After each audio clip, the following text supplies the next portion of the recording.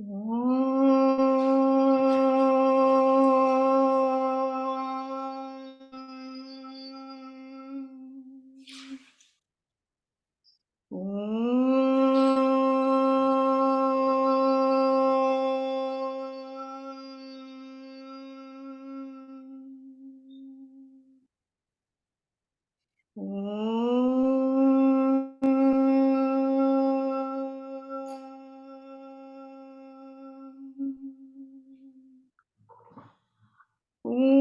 गणानां त्वा गणपतिगं हवामहे कविं कवीनामुपमश्रवस्तमम् ज्येष्ठराजं ब्रह्मणां ब्रह्मणस्पत नः शृण्वन्नोतिभिः सीदसादनम् महागणपतये नमः।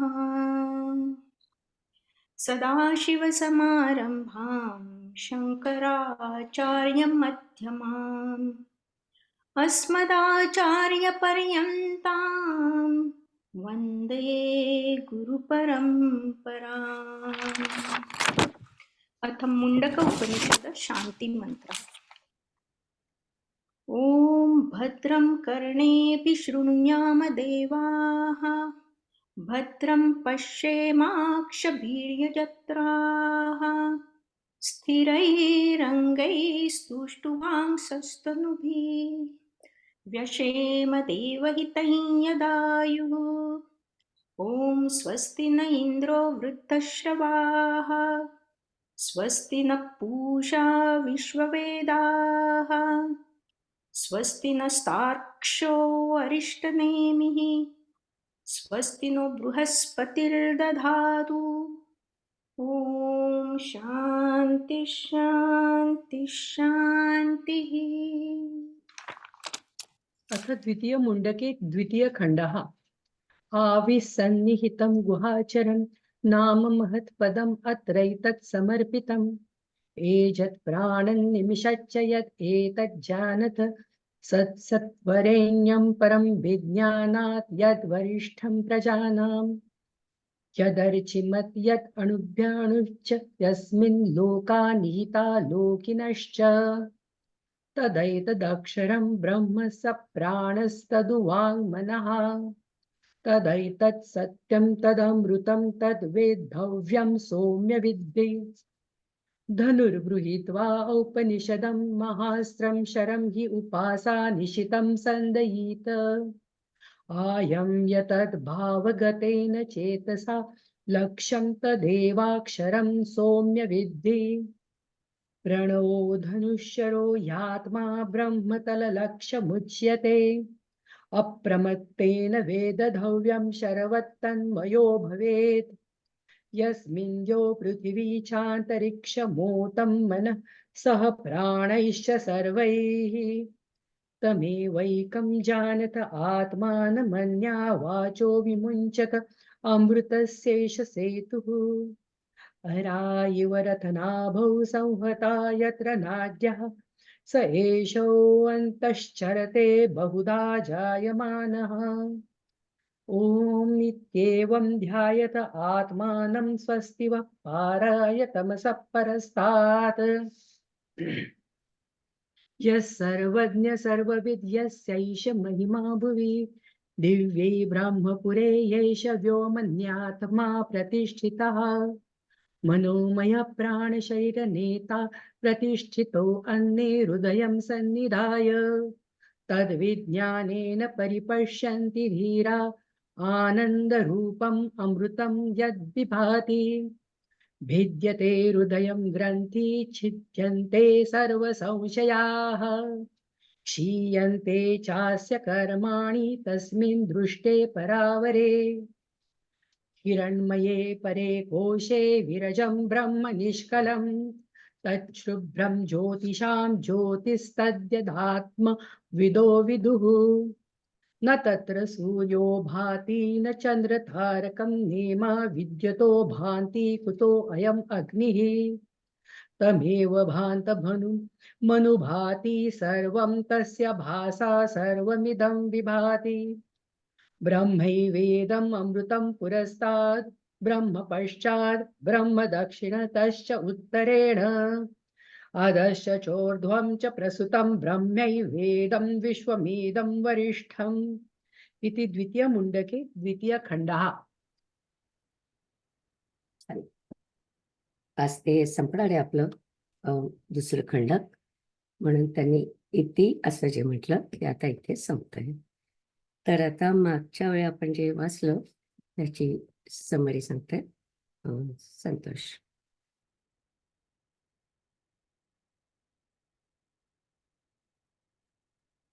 शेअर करता येते? हो हो, दिसते तुम्हाला? हो. मुंडक उपनिषद मुंडक 2 खंड 2 मंत्र 5 ते 8.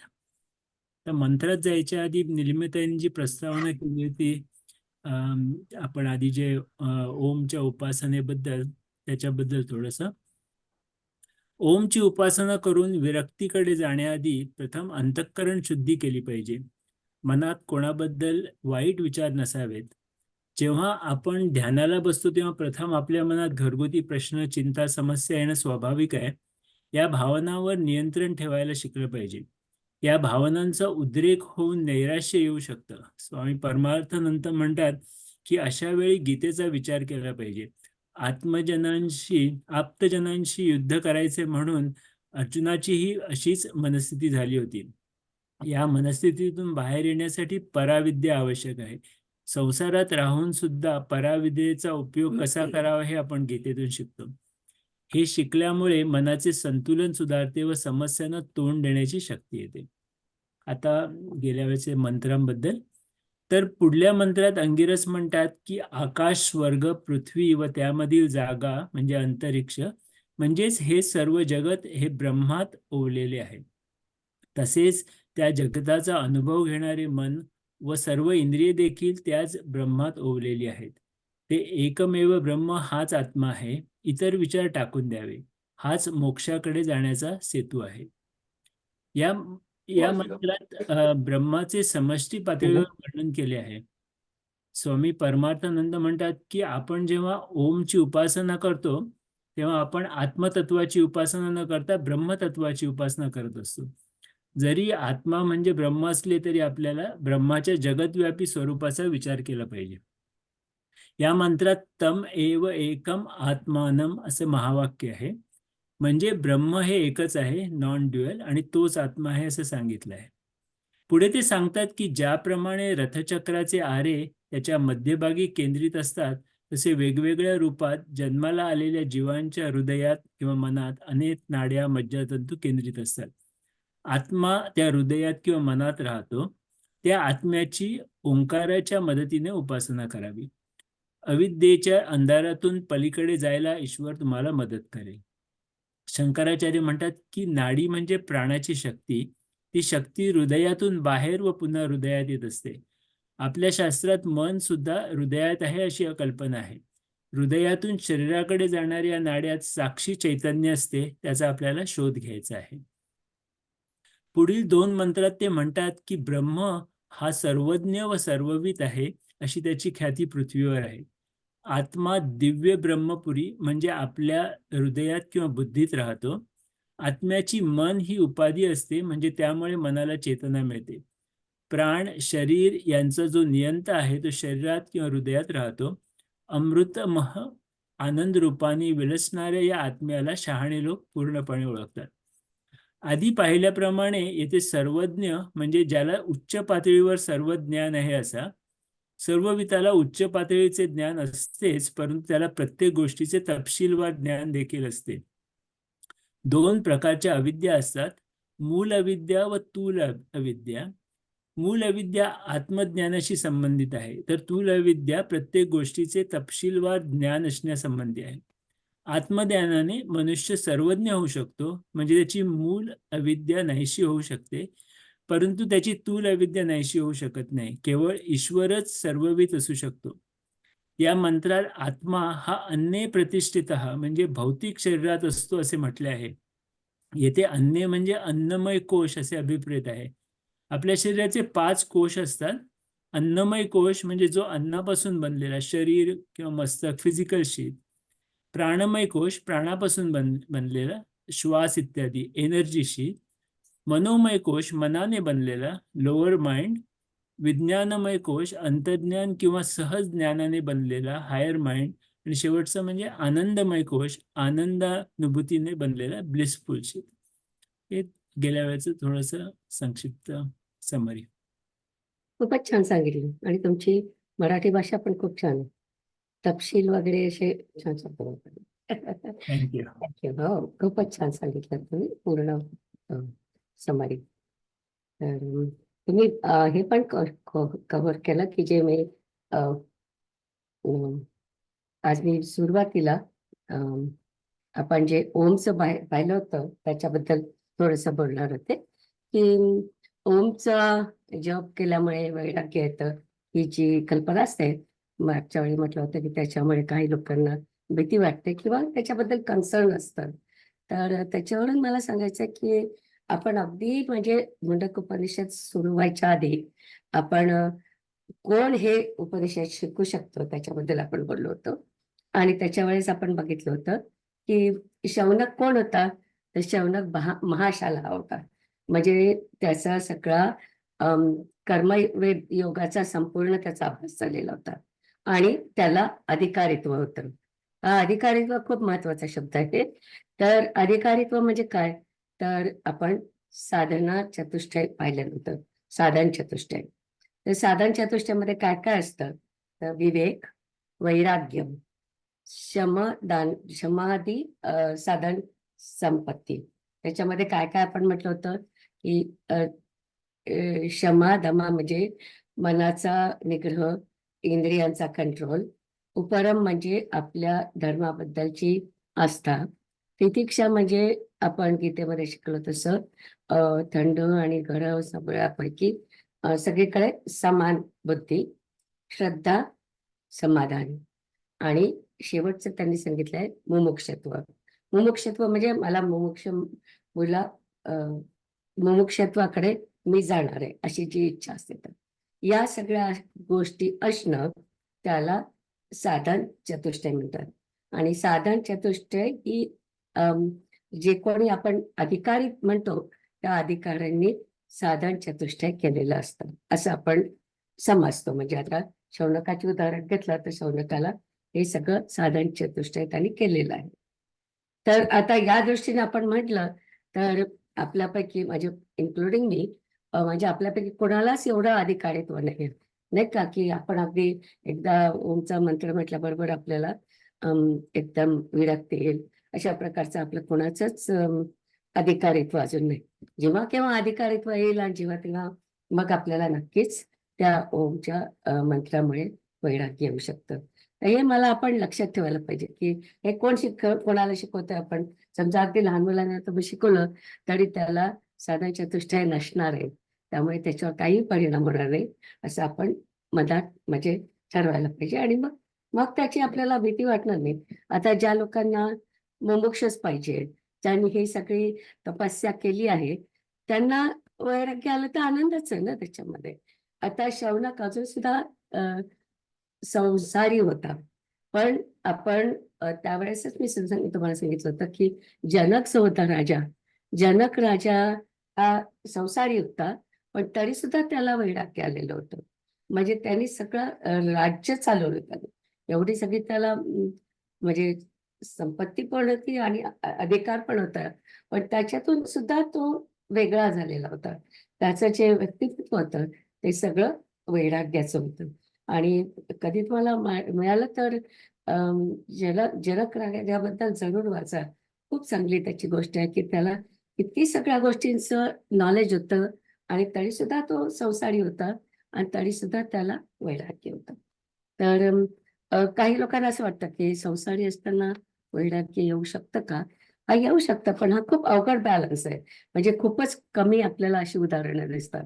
जसं आता शौनक संसारी आहे, पण आता तो या मार्गाने चाललाय तर तो मग त्याला वैराग्य येईल. त्याला म्हणजे कदाचित आधीच वैराग्य असेल, आता त्याचं म्हणजे मुमुक्षत्वाकडे जाणं त्याचं जास्त सोपं झालं. तर हे आपण लक्षात ठेवायला पाहिजे असं मला वाटतं. तर आता आपण आजच्या मंत्रांकडे जाऊ.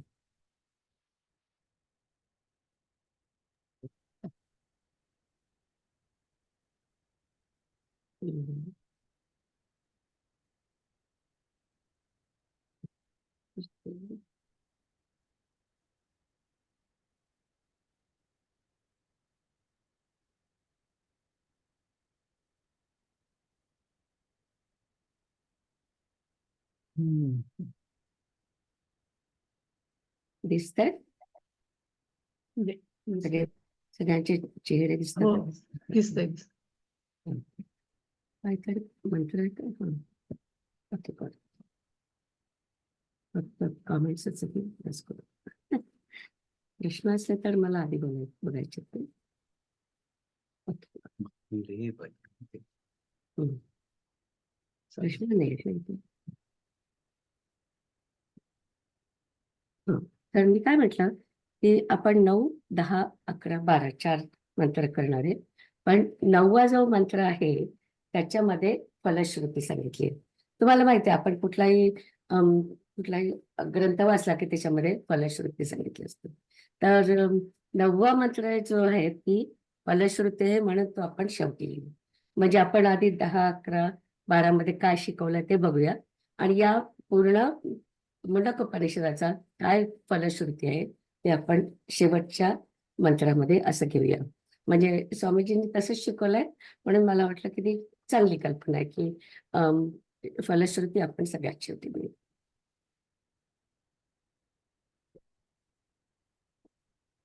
त्याच्या आधी आपण आतापर्यंत जे सगळं शिकवलं त्याच्यामध्ये मी म्हटलं होतं की अध्यात्माच्या 4 पायऱ्या असतात ते आपल्याला मुंडकोपनिषदामध्ये सांगितले. सुरुवातीला आपल्याला असं वाटतं की देव आहे कुठेतरी आहे, म्हणजे ब्रह्मलोकात आहे, नाही तर शिवलोकात आहे, नाहीतर कुठेतरी असा दूर कुठेतरी बसलेला आहे असं साधारणपणे लोकांना वाटत असतं. तर ती पहिली पायरी आहे. दुसरी पायरी अशी आहे की आपण म्हणतो की नाही, देव इतका दूर नसेल, ते कदाचित आपले मंदिरं आहेत, त्या मंदिरामध्येच देव असेल, म्हणजे या पृथ्वीवरच देव आहे अशी आपली कल्पना असते. ती दुसरी पायरी झाली.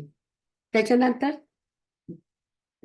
आपण जेव्हा वेदांती शिकतो तेव्हा आपण म्हणतो आत्मा प्रतिष्ठित. तर प्रतिष्ठित जेव्हा आपण म्हणतो तेव्हा आपण म्हणतो की देव इकडे कुठे नाही आहे, देव माझ्यातच आहे.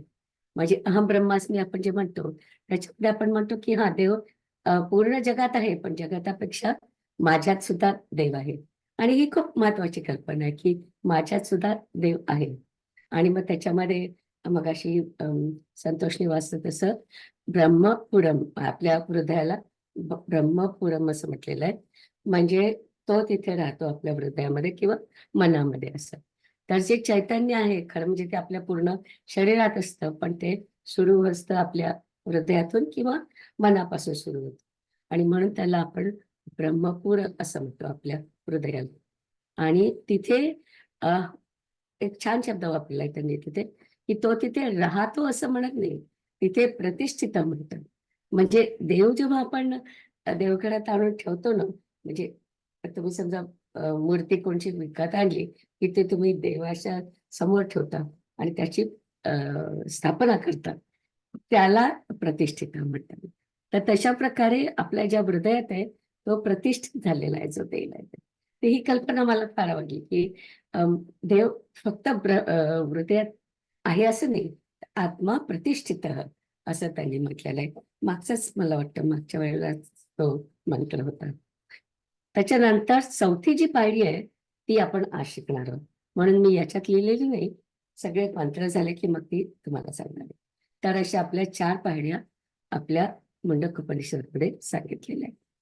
तर आता आपण 9वा आपण शेवटी घेणार आहे, तर 10व्या मंत्रापासून सुरू करूया. सॉरी, माझा 9वा नको, 9वा नको, 10 पासून आपण सुरू करू. क्षमाताई म्हणतात मंत्र. क्षीरकिरणमये परे कोशे विरजं ब्रह्म निष्कलं तच्छुभ्रं ज्योतिषां ज्योतिस् तद्यतात्मविदो विदुः. वा, छान. खूप खूप सुंदर मंत्र आहे हा. आणि याच्यामधलं ज्योतिषाम ज्योतिही हे सुभाषितासारखं वापरलं जातं. आणि याच्यानंतरचा पुढचा जो मंत्र आहे तो पूर्ण सुभाषितापर्यंत सारखा वापरला जातो. तर मला वाटतं मी आता त्याचं स्पष्टीकरण सांगते आधी. हिंड माये परे कोशे म्हणजे सोन्याच्या कोशात. सोन्याचा कोश म्हणजे बुद्धी आपली. विडजम म्हणजे नेहमीच तिथे शुद्ध नेहमीच शुद्ध असतं तो विडजम म्हणजे ब्रह्म. किंवा त्याच्यामध्ये मल रहित असतो त्याला म्हणून आपण विडजम म्हणतो. नंतर निष्कलंक म्हणजे त्याला निष्कलंक माहिती आहे तुला शब्द, त्याच्यामध्ये कलंक काही नसतो. नंतर ब्रह्म तो शब्द आहे. तर शुभ्रम, त्या शुभ्राचा अर्थ तुम्हाला पुढे दिलाय डिटेलमध्ये की ते खूप शुद्ध असेल तर आपण शुभ्र म्हणतो. नंतर ज्योतिषाम ज्योतिही, ज्योतिषाम ज्योती बद्दल आपण थोडस बोलणार आहोत. ज्योतीचीच ज्योती असं त्यांनी म्हटलंय. आत्मविद, आत्मविद म्हणजेच आत्मज्ञानी. आणि यात म्हणजे जे विदुहू म्हणजे जाणतात. सोपा तसा सोपा शब्द मंत्र आहे. तर त्याच्यात त्यांनी सांगितलंय की आपल्या हृदयात असणारे अज्ञानाचे दोष नसणारे निष्कलंक असे ब्रह्म आहे. ते शुभ्र आहे. ते ज्योतींची ज्योती आहे असे ब्रह्म आत्मज्ञानी जाणतात. असा तो मंत्र आहे. आता आपण त्याचा स्पष्टीकरण बघूया.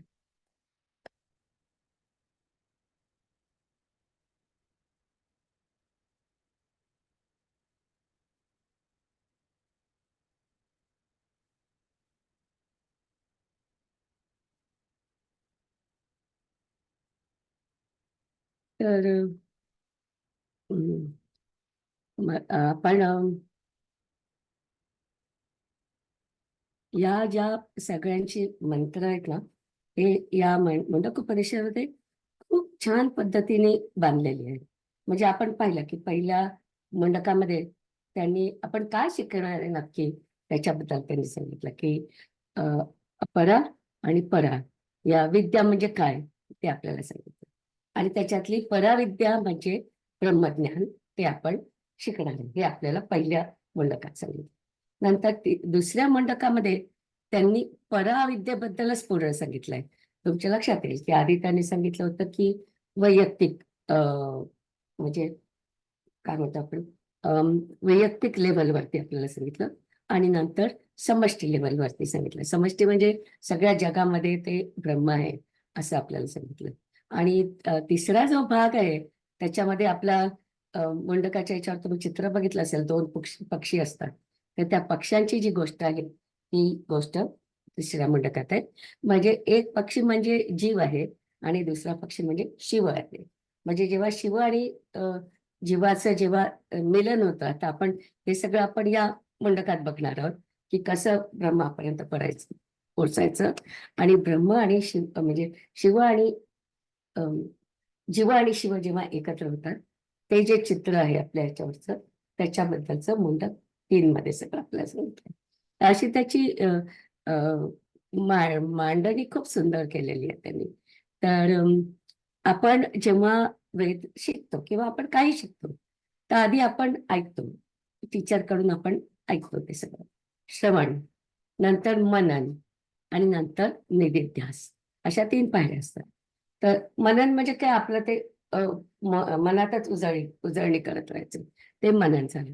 आणि निधिध्यास म्हणजे काय, तर ते आता आपल्याला बघायचंय की स्वामी हे परमार्थानंद त्यांनी खूप छान सांगितलं होतं की तुम्ही निधिध्यास म्हणजे काय करता, म्हणजे मनन करता आणि मग तुम्ही म्हणता निधिध्यास करायचा म्हणजे काय. तर त्याच्याबद्दल याचं एक छान उदाहरण त्यांनी सांगितलंय की तुमच्या म्हणजे तुमच्यापैकी बरेच जण माझ्यापेक्षा लहान आहेत, पण आमच्या वयामध्ये शाळेमध्ये घंट्या असायच्या. ऍक्च्युअली एवढा मोठा गोल असायचा असा, आणि तो त्याला आम्ही घंटा म्हणायचो. आणि त्या घंटेवरती जो कोणी चपराशी असेल तो त्याच्यावरती ढणा ढणा वाजवायचा, त्याला आम्ही घंटा म्हणायचो.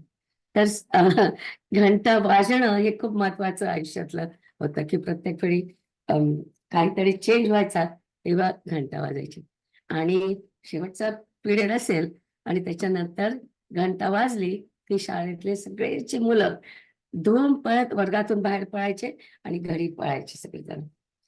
तर आता तुम्ही विचार करा की अगदी पहिल्यातला मुलगा असला तरी पण घंटा आणि शाळा याचं हे समीकरण तो कसं जुळवतो की हा, ही घंटा वाजली की घरी जायचं आणि मग सगळेजण धूम पळत सुटतात. तर हे जे असतं ते आपण आपल्या मनाला ट्रेनिंग देत असतो की असं असं झालं की असं असं करायचं. आणि मग माझ्या मनात आलं की प्रत्येकच गोष्टीत आपण असं शिकत असतो.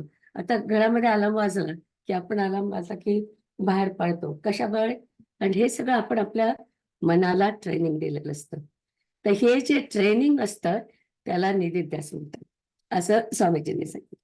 आणि मला ते खूप पटलं की खरंच आहे की आता आपण काहीतरी जप करतोय, तर जप करताना आपल्या मनामध्ये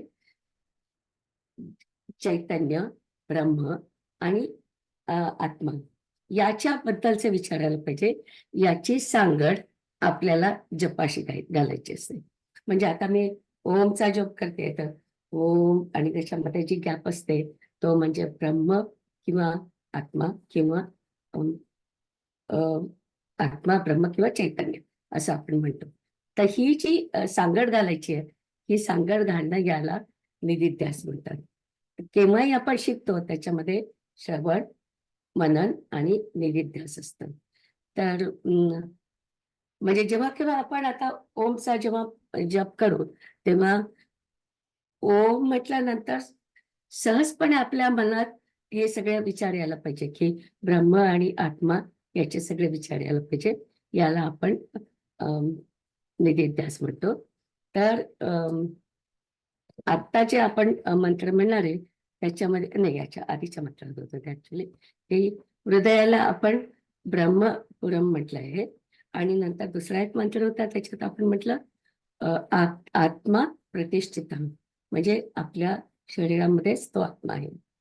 तर या शब्दांमध्ये सुद्धा खूप वजन आहे, खूप खोली आहे आणि त्याच्यातली जी काय डेप्थ आहे, खोली आहे, ती आपल्याला समजून घ्यायची असते. आणि खूप सुंदर कल्पना आहे की आत्मा प्रतिष्ठित, तर हा माझ्या हृदयात देवासारखा तो आहे, देवच माझ्या हृदयात आहे, अशा प्रकारची कल्पना. तर आपल्याला हे सगळं आतापर्यंत आपण बघितलंय. आता आपल्याला या मंत्रामध्ये आपल्याला बघायचंय की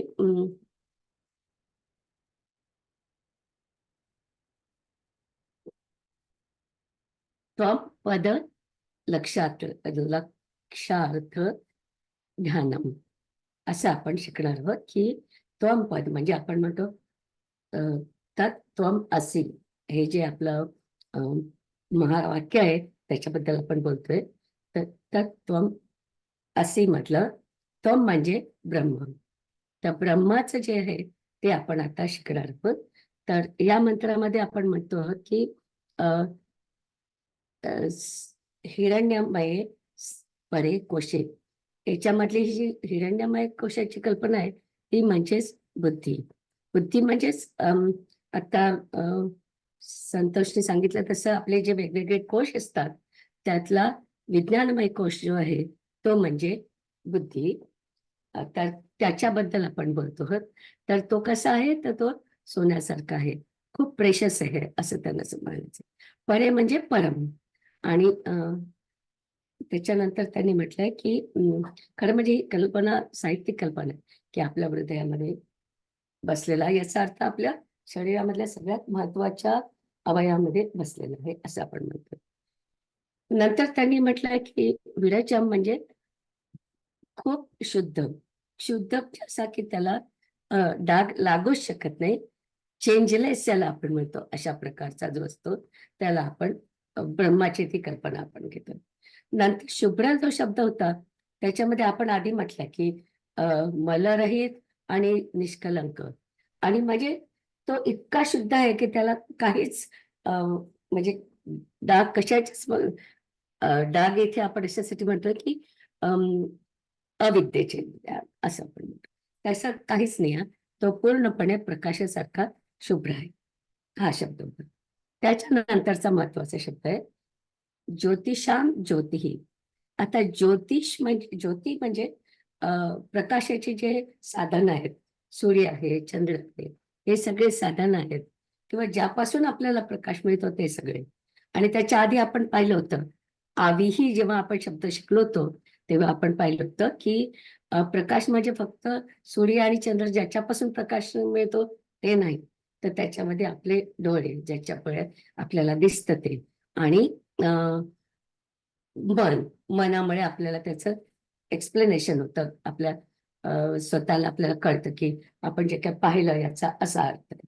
ते पण सगळे अर्थातच त्या सगळ्यामध्ये काय आहे तर चैतन्य आहे.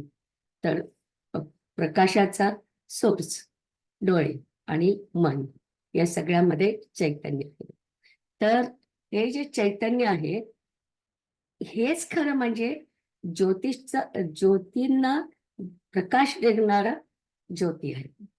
म्हणजे जिथे कुठे तुम्हाला ज्योती म्हणजे प्रकाश दिसेल त्या प्रकाशांना त्याला प्रकाश देणारं जे काय साधन आहे ते म्हणजे चैतन्य ब्रह्म आहे.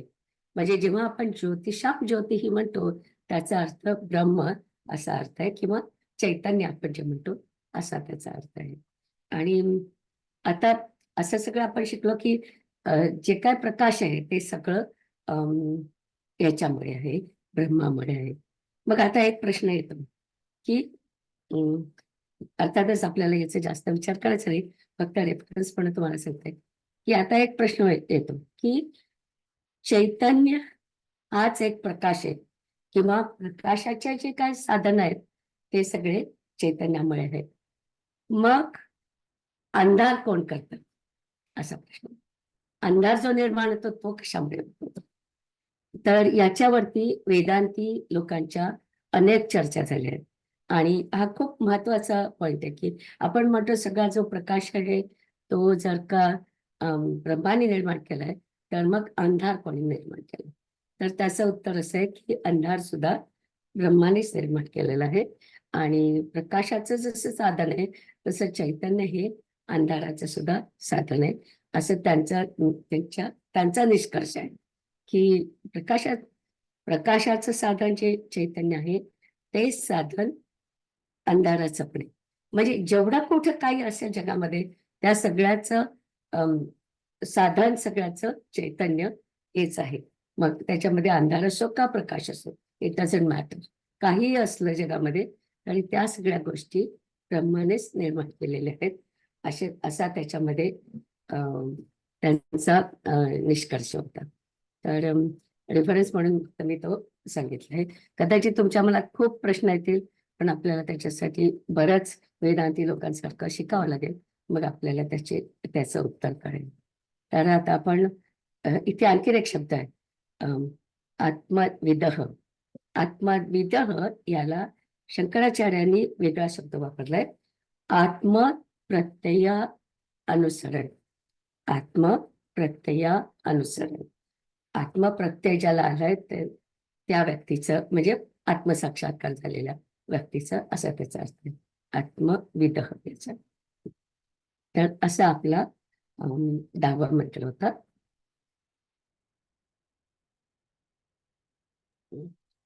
आता आपल्याला 11वा मंत्र म्हणायचा. आता तुमच्यापैकी किती जणांना हा मंत्र माहिती आहे? बरेच वेळा आरती झाली की वेदांती हा म्हणतात न तत्र सूर्यो भाति न चंद्र तारकम.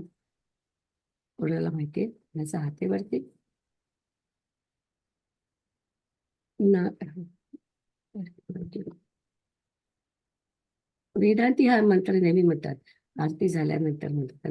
मला खूप आवडतो हा मंत्र. सुभाष दास का बऱ्याच वेळा वापरला. तर इथे त्यांनी म्हटलंय तत्र म्हणजे ते, सूर्य म्हणजे सूर्य, न भाती म्हणजे त्याला स्वतःचा प्रकाश नाही. आता मागच्या मंत्राला तुमच्या लक्षात आलं असेल की त्याला स्वतःचा प्रकाश का नाही, कारण चैतन्यामुळे त्याला प्रकाश आहे. नंतर न सर्व चंद्र तारकम म्हणजे चंद्र आणि तारका आहे, त्यांना सुद्धा स्वतःचा प्रकाश नाही आहे, त्यांना सुद्धा चैतन्यामुळे प्रकाश आहे. विद्युत म्हणजे वीज, त्याला पण स्वतःचा प्रकाश नाही, न भातीही. त्याला पण म्हणजे जे प्रकाशतं ते स्वतःमुळे प्रकाशत नाही, तर ब्रह्मामुळे प्रकाश. मग असं सगळं असेल तर कुतः म्हणजे काय आहे, अशा प्रकारचा प्रश्न आहे. की माझ्या हातामध्ये हा जो छोटासा दिवा आहे, म्हणजे आपण जेव्हा आरती करतोय तेव्हा आपल्यामध्ये हातामध्ये अग्नी आहे, तर हा जो छोटासा दिवा आहे, तर अ, त्यांना पुढे म्हणायचं की तम भाव भात भांतम, म्हणजे त्या छोट्याशा दिव्याने एवढ्या ब्रह्माची आरती मी कशी काय करणार. कारण ब्रह्म म्हणजे तर आपण ज्योतिषाम ज्योतिषी म्हटलंय, त्या देवाची आपण एवढ्या छोट्याशा दिव्याने कशी आरती करणार, अशा प्रकारचा तो श्लोक आहे. खूपच सुंदर वाटतं ते ऐकताना. म्हणजे आपण किती आपण सूक्ष्म आहोत हे कल्पना येते, की एवढ्याशा छोट्याशा दिवाने आपण त्या ब्रह्माची पूजा करतोय, की ज्याच्यामुळे सगळ्यांना चैतन्य मिळतं, ज्याच्यामुळे सगळ्यांना ज्योती म्हणजे ज्योतिषाम ज्योती जो आहे, त्यालाच आपण एवढ्याशा छोट्या दिवानी नमस्कार करतोय किंवा त्याची प्रार्थना करतोय. तर आणि शेवटी त्यांनी म्हटलंय की आता इथे त्यांनी इंग्लिशमध्ये शिकवताना हे सोपं जातं, पण अपर केस आय म्हणजे चैतन्य आणि लोअर केस आय म्हणजे आपण किंवा कुठला प्राणी, जीव आपण ज्याला म्हणून असं समजतात. तर जेव्हा किंवा वेदामध्ये तुम्हाला आय अपर केस आय दाखवलं असेल, त्याचा अर्थ ते ब्रह्माबद्दल बोलतात आहे. तर त्याच्यामध्ये एक वाक्य असं आहे की I am the ultimate light of consciousness.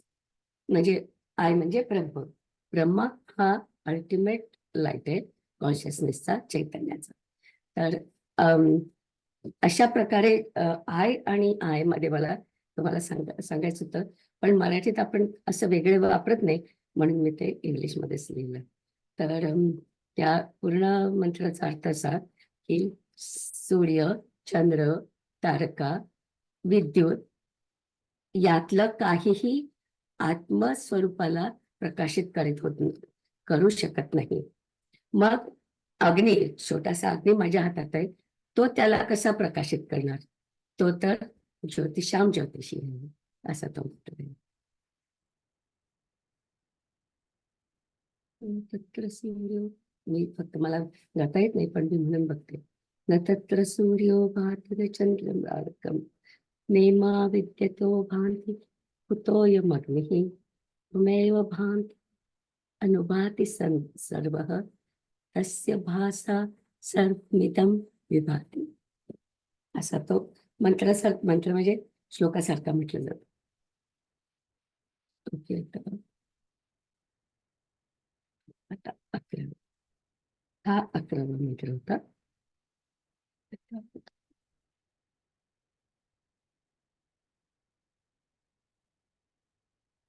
दहा 12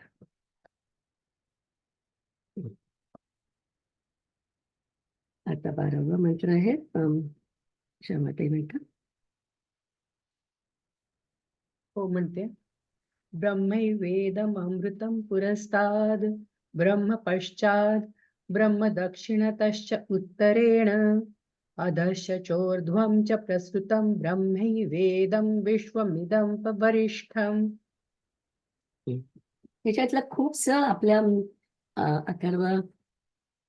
अथर्व याच्यामध्ये वेदामध्ये असतं.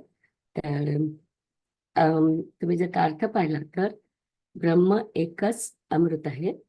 नंतर त्यांनी म्हटलंय ब्रह्म पुरस्तात, ते पूर्वेला म्हणजे पुढे आहे. ब्रह्म पश्चात म्हणजे मागे आहे. ब्रह्म दक्षिणात आणि ब्रह्म उत्तरेत, सगळीकडेच ब्रह्म आहे. अधः ते वर आहे. ऊर्ध्वम म्हणजे खाली आहे. प्रस्तुतम म्हणजे ते सगळीकडेच पसरलेलं आहे.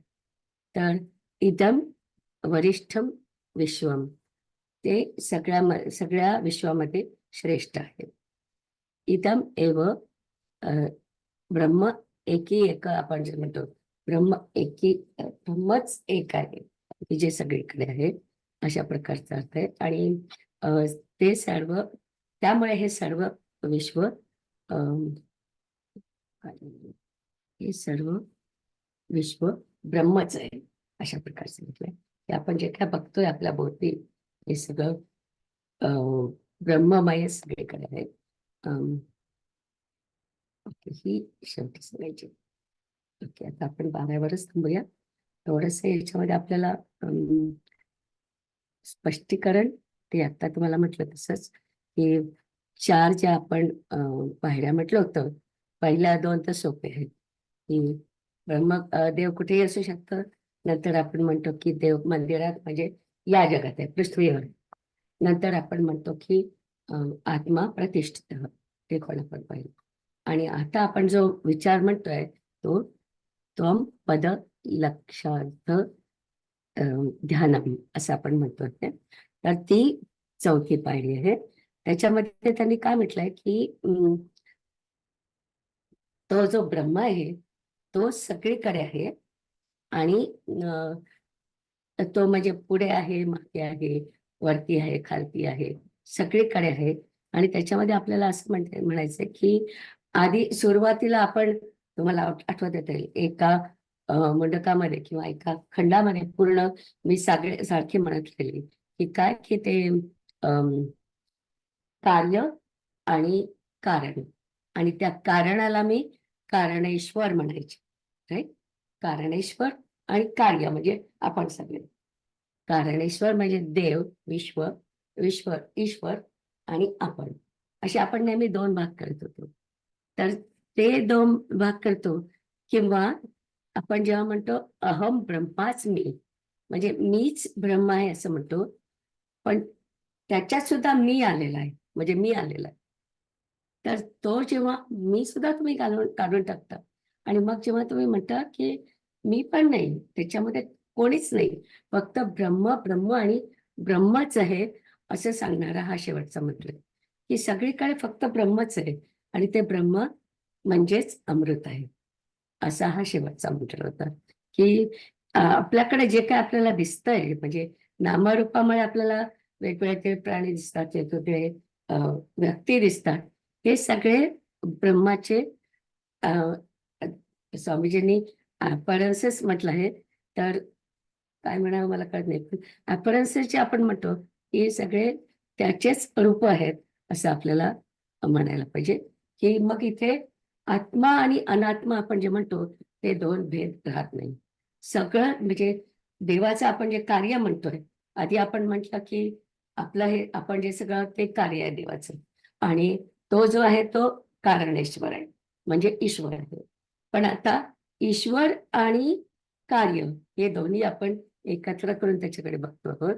तर हाच मंत्र आपण ऍक्च्युअली भगवद्गीतेमधल्या 4थ्या अध्यायामध्ये अशाच प्रकारचा अर्थ आहे. आणि तो मंत्र आपण बरेच वेळा जेवायच्या आधी म्हणतो. खरं म्हणजे मी रोजच तो मंत्र म्हणते की ब्रह्मार्पण ब्रह्म हवी, म्हणजे आपण जे जेवतो आहे तो एक प्रकारचा यज्ञ आहे. त्याच्यामध्ये त्याचं जे सामान आहे ते पण ब्रह्म आहे, ज्याला देतो आहे तेही ब्रह्म आहे, आणि ज्याच्यापासून फळ मिळणार आहे ते सुद्धा ब्रह्म आहे. अशा प्रकारचं तो मंत्र आहे 4थ्या अध्यायातला 24th मंत्र. तर ब्रह्मार्पण ब्रह्म हवी ही जो मंत्र आहे तो आपण रोजच म्हणतो की फक्त ब्रह्मच आहे रे, ब्रह्म आणि ब्रह्मच आहे, बाकी काहीच नाही, अशा प्रकारचा तो मंत्र आहे. आणि तोच मंत्र आपल्याला या 10, 11 आणि 12 मंत्रांमधून सांगितलाय. आता आपण आपल्या 9व्या मंत्राकडे जाऊया.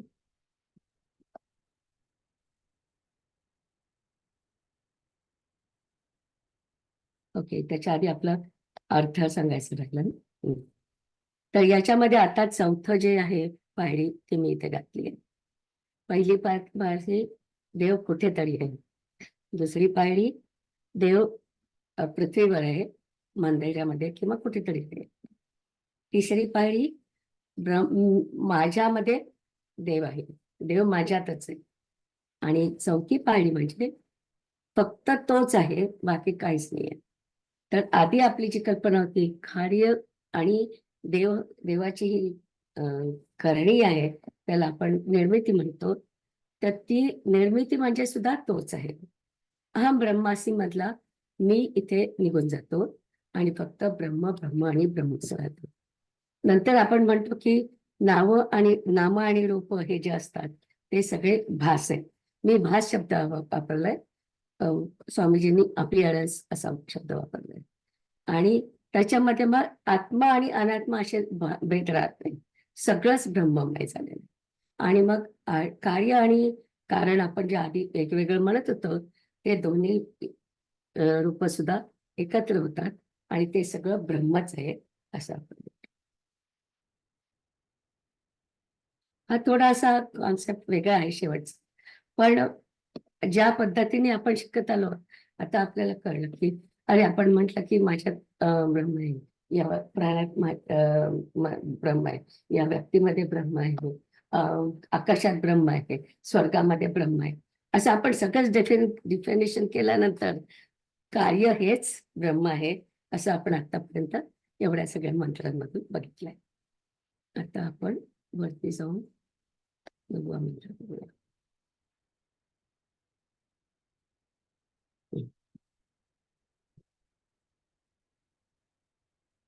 दिसतोय 9वा मंत्र? माझं कदाचित छोटं झालं असेल ते. हो, दिसतोय. ओके. विद्यते. म्हणू का? हो म्हणा. विद्यते हृदयं ग्रंथि छिद्यन्ते सर्व संशयाः क्षीयन्ते चास्य कर्माणि तस्मिन् दृष्टे परावरे. छान. तर तस्मिन परावरे म्हणजे पर याचा अर्थ त्यांनी आधी पण होता आणि नंतर म्हटलंय अपर म्हणजे नंतर पण आहे. तर अशा अर्थाने परावरे हा शब्द आलेला आहे की आपण जगात येण्याच्या आधी ब्रह्म होतं आणि आपण गेल्यानंतर सुद्धा ब्रह्म असणार आहे. म्हणजे दोन्हीचा अर्थ परावरे म्हणजे ब्रह्म. दृष्टे म्हणजे दिसतो. कोणाला दिसतो? तर ज्यांना आत्मसाक्षात्कार झालाय त्यांना दिसतो. अस्य म्हणजे त्याच्या म्हणजे कोणाच्या, जो कोणी योगी आहे किंवा जो कोणी प्रार्थना करतोय त्याच्या ग्रंथी. हृदय ग्रंथी हे जे म्हटलंय त्याचा अर्थ त्याचा अर्थ आपण असं म्हणतोय की हृदय ग्रंथी सुटतात. आता तुमच्या हृदयातल्या ग्रंथी सुटतात म्हणजे काय? तर ते असं त्यांनी एक्सप्लेन केलंय की अविद्या जाते, काम आणि कर्म या 3 आपल्या ग्रंथी म्हणजे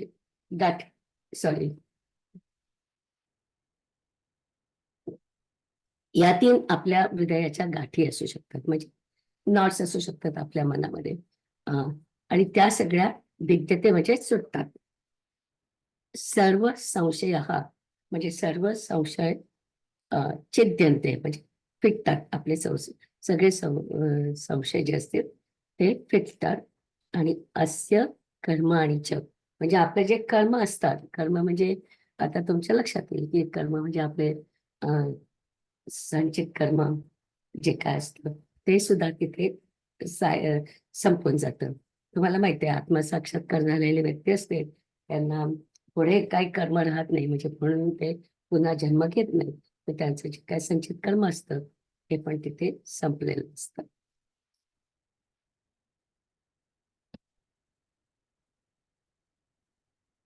इथे फक्त मी त्या सगळ्या मंत्राचा अर्थ दिलाय आणि म्हटलं की कोश आपण जे बोललो होतो त्याचं पण इथे मी थोडंसं फार लिहून ठेवलंय.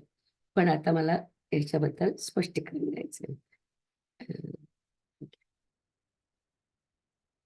स्पष्टीकरण आपण याच्यापासूनच सुरू करतो की ही जी आपण सुरुवातीलाच मी म्हटलं की मंत्र 9 हा म्हणजे या उपनिषदाची फलश्रुती आहे.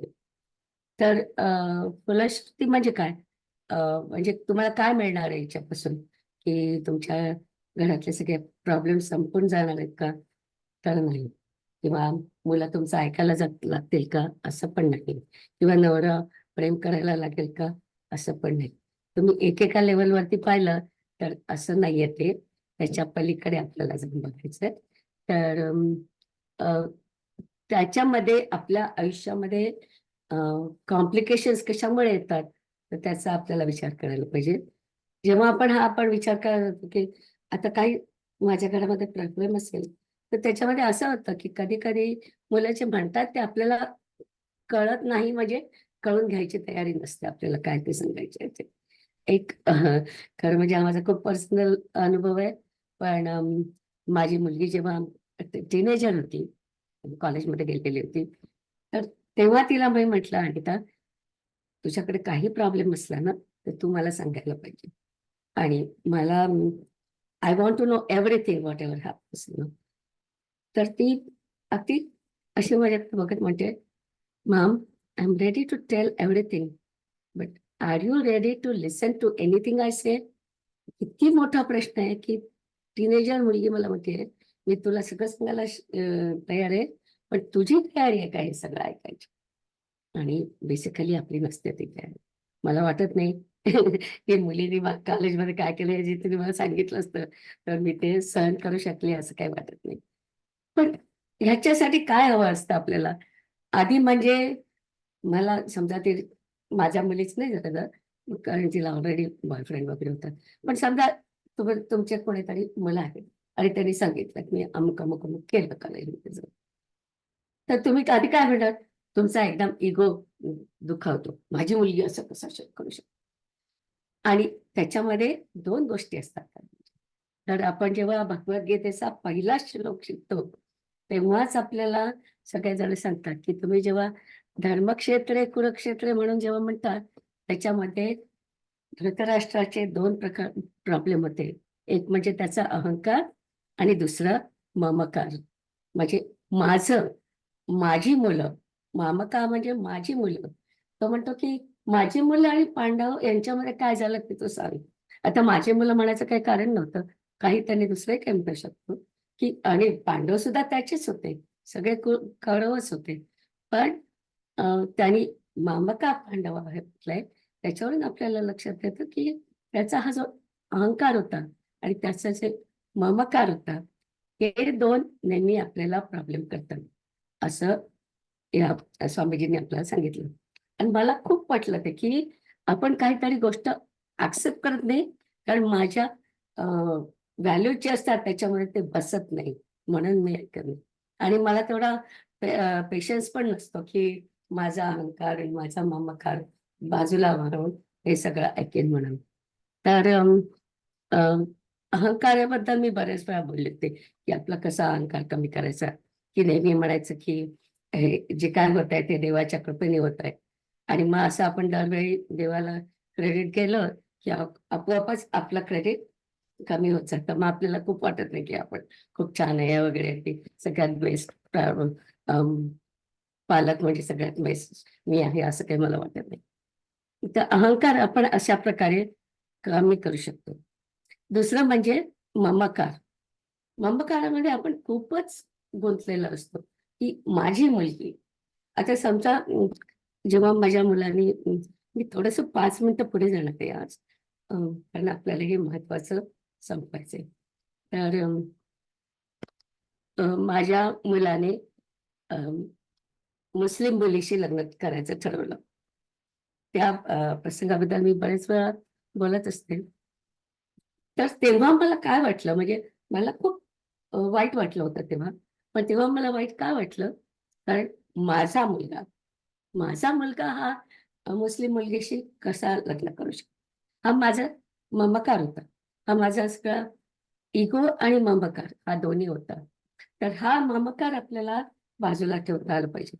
तर ते सांगण्यासाठी स्वामी परमार्थ म्हणतात, की तुम्हाला कसा ममकार दूर ठेवता येईल? तर म्हणे तुम्ही शेजारणीची भूमिका करायला पाहिजे. आणि ते पण मला खूप आवडलं. कारण अ, काय आहे, की मी थोडंसं सोशल वर्क करते. ज्या बायकांना प्रॉब्लेम असेल त्यांना मी मदत करते. तर खरं म्हणजे मी व्हर्जिनियामध्ये आल्यानंतर ते काम काही करणार नव्हते. न्यूजर्सीमध्ये होते तेव्हा मानवीची जी संस्था आहे त्यांच्या थ्रू मी काम करत होते आणि शिवाय न्यूजर्सीच्या गव्हर्नमेंटची जी आहे त्यांच्या थ्रू मी ते काम करत होते की अब्यूज मुलींना बायकांना मदत करायची. पण इथे आल्यानंतर माझी एक शेजारी नव्हती, तिला प्रॉब्लेम होता म्हणून मग मी तिला मदत केली तिच्या प्रॉब्लेममध्ये. त्याच्यानंतर माझ्याकडे जवळ 3-4 जणी आले. तर त्यांना मदत हवी होती म्हणून. पण असं होतं की जेव्हा या प्रॉब्लेम असणाऱ्या बायका माझ्याकडे येतील ना, तेव्हा अगदी 10 वाजता आल्या, 10:30 वाजता आल्या रात्री, तरी पण माझ्या हातातली जी काही कामं असतील, 10:30 वाजल्यानंतर मी मेडिटेशन करते ना.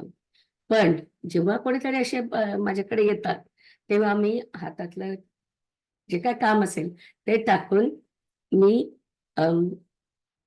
काय म्हणायचं ऑब्जेक्टिव्हली मी त्यांचं सगळं सांगितलेलं ऐकते. म्हणजे कदाचित त्या चुकीचे असतील, पण त्यांना प्रॉब्लेम आहे म्हणून त्या माझ्याकडे येतात ना, नाहीतर कशाला आले असते. तर अतिशय ऑब्जेक्टिव्हली मी ते सगळे त्यांचे जे काही प्रॉब्लेम असतील ते मी ऐकून घेते. तर ही जी भूमिका आहे याला ते शेजारणीची भूमिका म्हणतात. आता तो काही माझ्यातला घरातला प्रॉब्लेम नाही, त्याच्यामुळे मी ऑब्जेक्टिव्हली ते सगळं ऐकू शकते आणि त्याच्याकडे बघू शकते. हे जे ऑब्जेक्टिव्ह वागणं आहे ते महत्वाचं आहे. आपल्या घरातले जे प्रॉब्लेम असले त्याच्यात सुद्धा आपण ऑब्जेक्टिव्हली वागायला पाहिजे. म्हणजे मग आपला जो ममकार आहे तो हळूहळू कमी होतो. तर मला ती कल्पना खूप आवडली, की खरंच आपल्या घरातल्या मुलांनी काय केलं, की अगदी आपलं इतकं वाटतं, की बापरे! माझा मुलगा असं काय करू शकतो? नाही, असं नाही. कोणीही करू शकतं. तर अ, घरात सुद्धा आपल्याला असंच वागायला पाहिजे, की आपल्या ज्या भावना आहेत, त्या क्षणी ज्या काही आपल्या भावना असतील, त्या बाजूला करून तो जो मुलगा काय म्हणतोय, ते ऐकायला पाहिजे, ऑब्जेक्टिव्हली ऐकायला पाहिजे. आणि जेव्हा ऑब्जेक्टिव्हली ऐकू, तेव्हा मग आपला ममकार आणि अहंकार आपण बाजूला ठेवू शकतो. आणि मला ही कल्पना पण खूप आवडली, की अवघड आहे खूप ते करायला.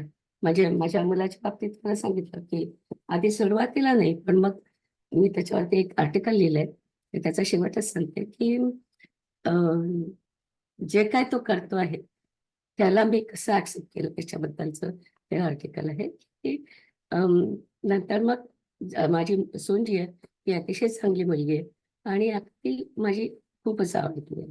तर कधी-कधी माझ्या मुलीला वाटतं मी फारच फेवर करते त्याला, पण तसं नाही आहे. पण मला खरंच आवडतं. तर अ, म्हणजे ऑब्जेक्टिव्ह म्हणतात ना, ते मी त्यावेळेस शिकले. म्हणजे त्या मी बरेच दिवस अध्यात्म शिकत होते. पण आयुष्यात कसं आणायचं त्यावेळेस मी शिकले, की खरोखरच सुरुवातीला आपल्याला असं वाटतं, की माझा मुलगा असं काय करेल? आणि त्याच्यातून आपल्याला बाहेर यायला पाहिजे. ममकारामधून आपल्याला बाहेर यायला पाहिजे. आणि मग अर्थातच ही आपली ब्रह्माकडे जाण्याची एक पायरी आहे. खूप महत्वाची असली तरी मला वाटतं संसारी व्यक्तींना सुद्धा ही महत्वाची पायरी आहे. म्हणून मला त्याच्याबद्दल थोडं जास्त बोलायचं होतं. तर जे काही म्हणजे मुमुक्षी जे असतात त्यांना सर्वात काही ब्रह्म आहे हे कळलं, की अं, तिथेच त्यांना म्हणजे आत्मसाक्षात्कार झाला असं म्हणतात. ओम शांती, शांती, शांती. तर आता आपण म्हणतात कोण म्हणतात? माधवी?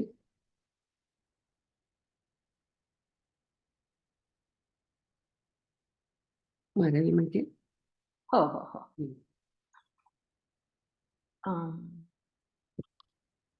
पूर्ण म्हण. ॐ पूर्णमदः पूर्णमिदं पूर्णात् पूर्णमुदच्यते पूर्णस्य पूर्णमादाय पूर्णमेवावशिष्यते ॐ शान्ति शान्ति शान्तिः.